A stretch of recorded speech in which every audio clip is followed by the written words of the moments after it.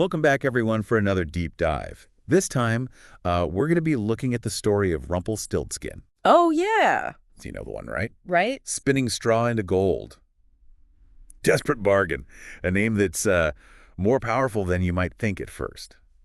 We're going to unravel this story and see what's underneath. You know, we often dismiss fairy tales as just simple children's stories, but they actually hold really profound truths about human nature and the societies that we build. And Rumpelstiltskin is a prime example. Yeah, for sure. So we all remember the basic plot, right?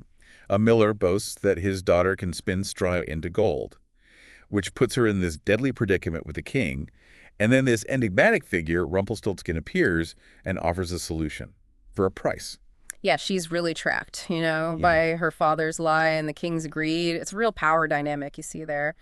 She's basically forced to produce something valuable from practically nothing. Yeah, and it's fascinating how the story uses this impossible feat.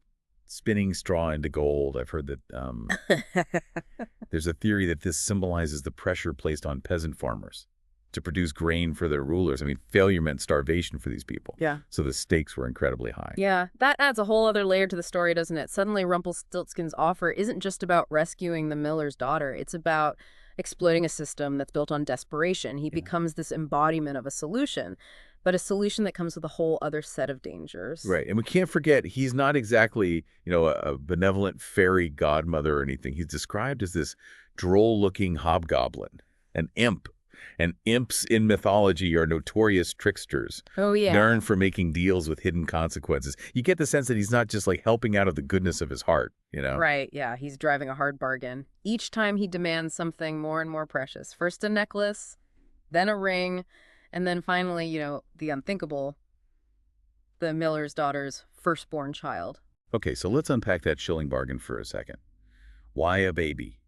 Some interpretations suggest he intends to eat the child, which adds this layer of primal horror to the story. It's certainly a possibility. It plays into that whole image of imps as these malevolent creatures. But, I think there's a deeper and more intriguing possibility. Okay. Perhaps he desires an heir, someone to perpetuate his power and his influence. Wow, that's interesting. I mean, he might be a creature of magic, but he's also incredibly cunning and strategic. An heir would ensure that his legacy continues, giving him a form of immortality and control. Exactly. And it really fits with his character, too. He thrives on manipulation and control, always staying a few steps ahead. Just imagine the power that he would wield over the queen if he held her child hostage. So this raises an interesting question about how Rumpelstiltskin changes throughout the story. At first, he seems like a relatively straightforward trickster, offering solutions but with a catch. But as the story progresses, we see this more sinister side emerge. His demands escalate, and his desire for the baby reveals this deeper, darker ambition. It's almost as if he's becoming corrupted by his own power. Yeah, and his reaction when the queen discovers his name, I mean, it's not pretty. He goes into this rage, stamping his foot so hard it splits the earth, and he tears himself in two. It's a shockingly violent end for a fairy tale character. It really reveals the true nature of his power, fragile, volatile, rooted in secrecy. So we've got this creature who embodies trickery, who exploits a system built on impossible demands, and who ultimately desires a baby, for reasons that remain unclear. Is he simply a malevolent imp, or is there something more to him? Are we seeing the evolution of a simple trickster into something far more sinister? Those are the questions that we're going to explore as we delve deeper into the story. What does this violent end tell us about the nature of his power? And what does it mean for the miller's daughter, who ultimately escapes his clutches, but still had to make this terrible bargain to get there? Right. It's fascinating how Rumpelstiltskin's power seems tied to his name. Like knowing it gives the queen the power to break his control over her. Yeah, it's like something out of ancient magic, across cultures throughout history. Knowing a spirit or a demon's true name was believed to give you power over them. Exactly. And think about how he reacts when the queen reveals his name. It's not just anger, it's pure rage. He stamps his foot, shattering the earth, and tears himself apart. It's like his very being is tied to that name, and by losing it, he loses himself. It's almost like a self-inflicted punishment. He's so enraged by being outsmarted, by losing control of the situation, that he destroys himself.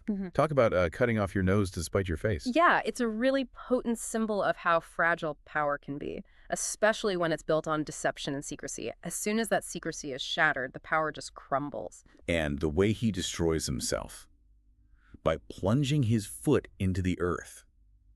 It's almost like he's destroying the very source of his power.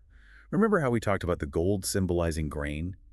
The earth represents the land, the source of that grain, the foundation of his whole manipulative scheme. That's a great point. By destroying the earth, he's essentially destroying the system that allowed him to thrive in the first place. You know it's a self-destructive act, born out of his rage and his inability to cope with losing control.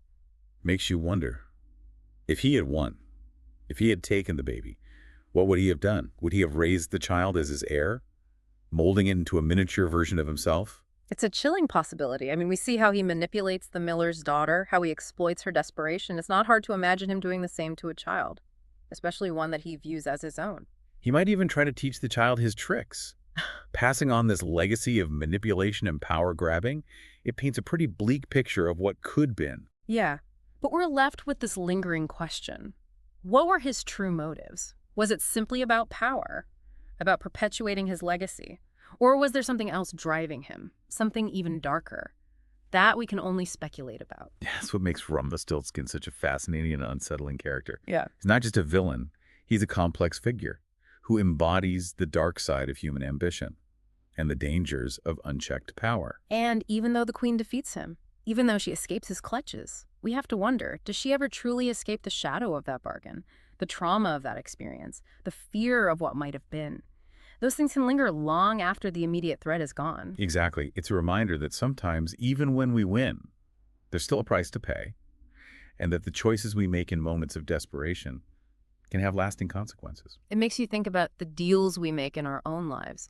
Are we ever truly free from the consequences of those choices? Even if we manage to outsmart the, Rumpelstiltskins of the world?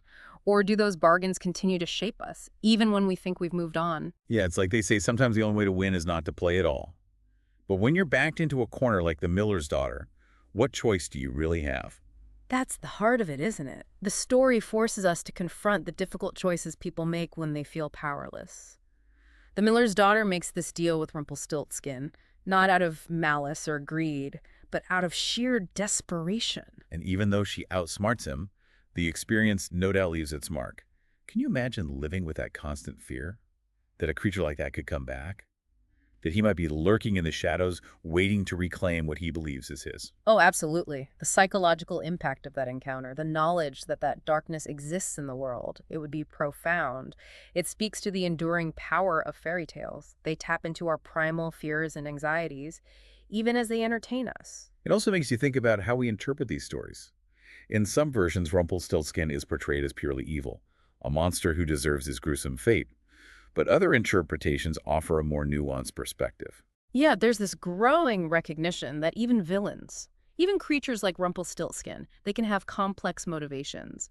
Perhaps he's not driven by pure evil, but by a deep-seated loneliness, a desire for connection that manifests in these really twisted ways. That's an interesting take. So instead of seeing him as simply a villain, we can see him as this tragic figure, someone who ultimately destroys himself because he's incapable of forming genuine bonds. Exactly. And maybe that's a more unsettling interpretation because it forces us to confront the possibility that darkness can exist, even in those who crave love and belonging. It challenges our simplistic notions of good versus evil and reminds us that human nature is rarely so black and white. Right. So what can we take away from our deep dive into the world of Rumpelstiltskin? It's a story about power, desperation, Yeah.